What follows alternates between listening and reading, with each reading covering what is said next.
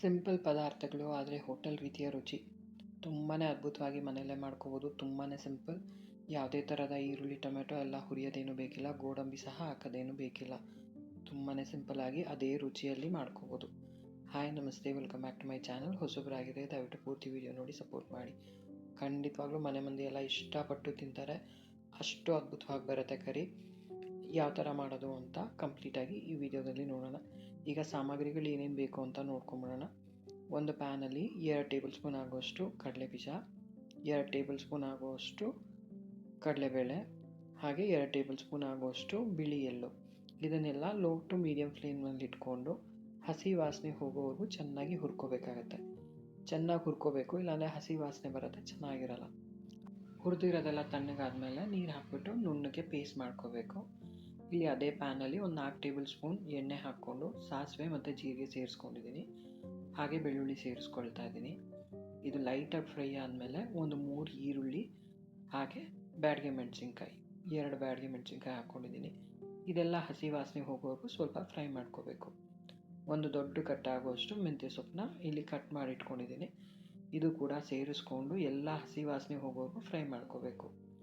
ಸ್ವಲ್ಪ ಉಪ್ಪು ಸೇರಿಸ್ಕೊಳ್ತಾ ಇದ್ದೀನಿ. ಚೆನ್ನಾಗಿ ಎಣ್ಣೆಯಲ್ಲಿ ಮಗ್ಗಬೇಕು. ಆವಾಗಲೇ ನಿಮಗೆ ಪಲ್ಯ ತುಂಬ ರುಚಿಯಾಗಿ ತುಂಬ ಚೆನ್ನಾಗಿ ಬರುತ್ತೆ. ಇಲ್ಲಾಂದರೆ ಹಸಿ ವಾಸನೆ ಜಾಸ್ತಿ ಇರುತ್ತೆ.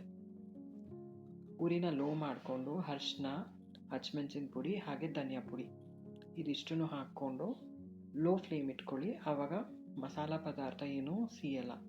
ಬಟ್ ಎಣ್ಣೆಲಿ ಚೆನ್ನಾಗಿ ಮಗ್ಗಬೇಕು. ಆವಾಗಲೇ ನಮಗೆ ಹೋಟೆಲ್ ರೀತಿಯಲ್ಲಿ ರುಚಿ ಬರೋದು. ಇದೆಲ್ಲ ಲೋ ಫ್ಲೇಮಲ್ಲಿ ಚೆನ್ನಾಗಿ ಮಗ್ಗಿದ್ಮೇಲೆ 2ರಿಂದ 3 ಟೊಮೆಟೊ, ದೊಡ್ಡದಾದರೆ 2, ಸಣ್ಣದಾದರೆ 3 ಟೊಮೆಟೊ ಹಾಕ್ಕೊಂಡು ಚೆನ್ನಾಗಿ ಫ್ರೈ ಮಾಡಬೇಕಾಗತ್ತೆ. ಎಣ್ಣೆಯಲ್ಲಿ ಸ್ವಲ್ಪ ಲೈಟಾಗಿ ಎಲ್ಲ ಫ್ರೈ ಆದಮೇಲೆ ಕಡಲೆ ಬೀಜ ಹುರಿದಿಟ್ಕೊಂಡಿದ್ವಲ್ಲ ಅದು ನೀರು ಹಾಕ್ಕೊಂಡು ಈ ಥರ ನುಣ್ಣಗೆ ಪೇಸ್ಟ್ ಮಾಡಿಟ್ಕೊಂಡಿದ್ದೀನಿ.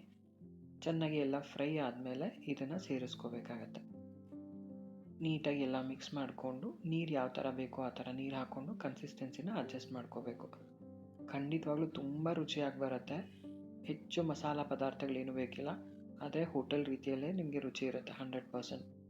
ಕವರ್ ಮಾಡಿ ಲೋ ಫ್ಲೇಮ್ ಇಟ್ಕೊಂಡು ಒಂದು ಸ್ವಲ್ಪ ಕುಕ್ ಮಾಡಬೇಕು. ಲಾಸ್ಟಲ್ಲಿ ಜೀರಿಗೆ ಮತ್ತು ಎಣ್ಣೆ, ಹಸಿಮೆಣಸಿನ ಪುಡಿ ಹಾಕಿರೋದು ಒಂದು 2 ಟೇಬಲ್ ಸ್ಪೂನ್ ಆಗುವಷ್ಟು ಎಣ್ಣೆ ಮೇಲೆ ಹಾಕಿದ್ದೀನಿ.